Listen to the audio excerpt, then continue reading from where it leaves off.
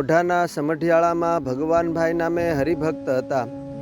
એને કોઈ કારણવશાત ભૂત વળગ્યું. એની જાણ થતાં કુટુંબીઓએ સારંગપુરની 5.25 રૂપિયાની માનતા માની એટલે સારું થઈ ગયું. ગામમાં મેલી વિદ્યાવાળો એક જગો કોળી હતો. એને મનમાં થયું કે પટેલે મને ન બોલાવ્યો ને સારંગપુરની માનતા માનીને કામ કરી લીધું. હવે હું મારી વિદ્યા અજમાવું એટલે એને ખબર પડે. જગાએ વીર મોકલા એટલે ભૂત પાછું આવ્યું.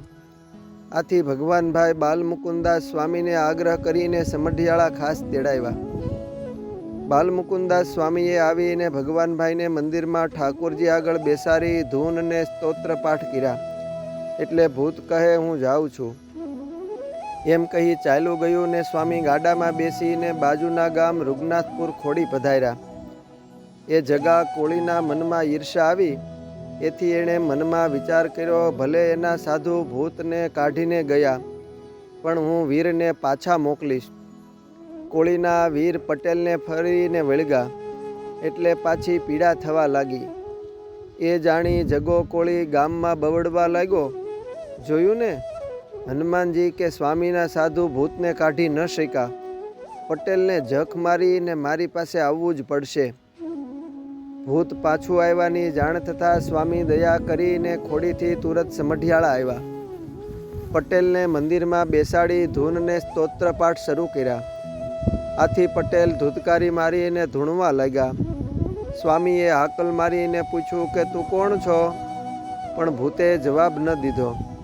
આથી સ્વામીએ પાણીની અંજલી છાંટી પોતાની લાકડી અડાડીને પૂછ્યું કે બોલ તું કોણ છો?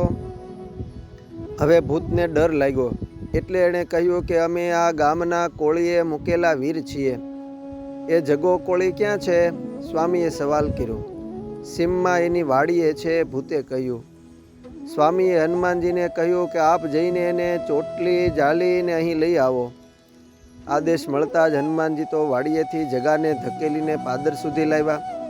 કોળીને કાંઈ દેખાય નહીં પણ પાછળ ધક્કો લાગે એ તો પાદરથી સીધો ગામમાં ઘેર જતો રહ્યો. આથી વીરે કહ્યું કે હનુમાનજી ધક્કે ચડાવી એને અહીં લાવ્યા પણ એ તો ઘેર જતો રહ્યો.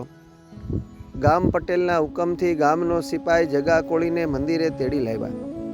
જાજા માણસ દેખી જગાની બકરી બે થઈને થાંભલાની ઓથે આવીને ધ્રુજતો બેસી ગયો. બાલમુકુદાસ સ્વામીએ એને પૂછ્યું કે આ તારા મુકેલ વીર છે? ના બાપા, ના મા બાપ, એ મારા વીર નથી. જગા કોળીએ થરથરતા કહ્યું. એલા ખોટું કેમ બોલે છે? અમે તારા જ વીર છીએ, તે જ અમને મૂક્યા છે. વીરે હાંકોટો મારીને કહ્યું.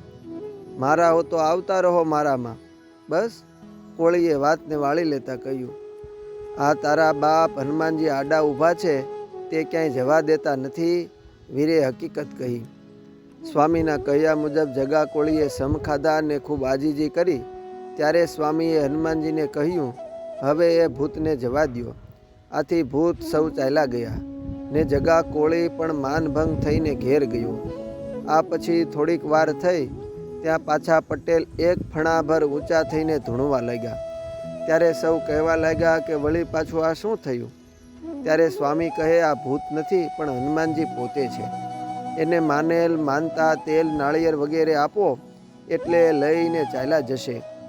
આ પછી સારંગપુર માનતા પહોંચાડવાનું કહીને હનુમાનજી વિદાય થયા.